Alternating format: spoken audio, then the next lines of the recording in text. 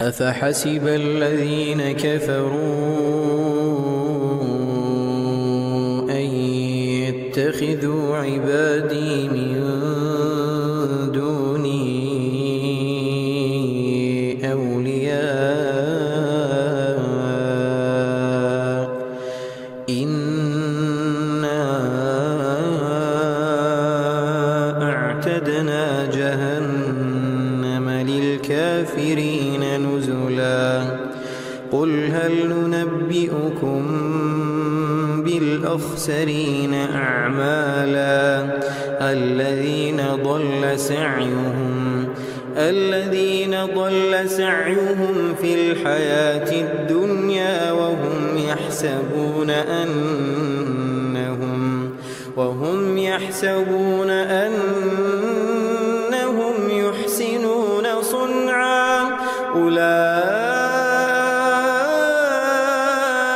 الذين كفروا بآيات ربهم ولقائه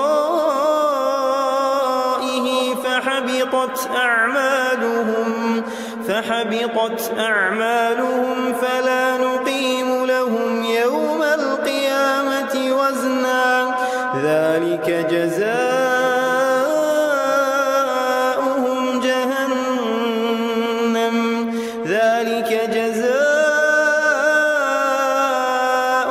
جهنم بما كفروا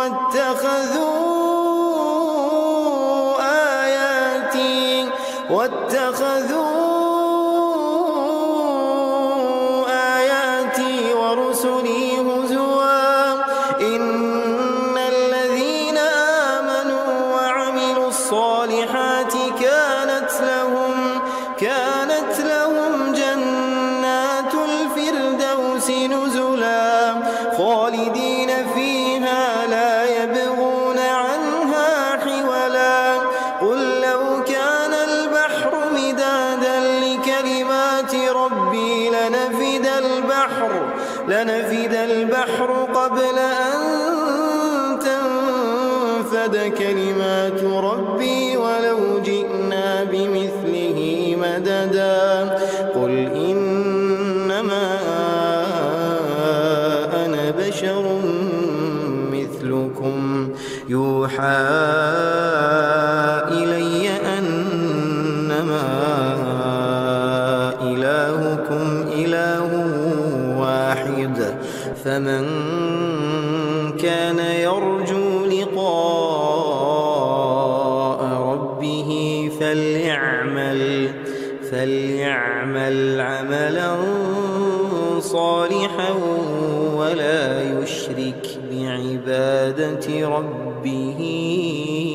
أحدا.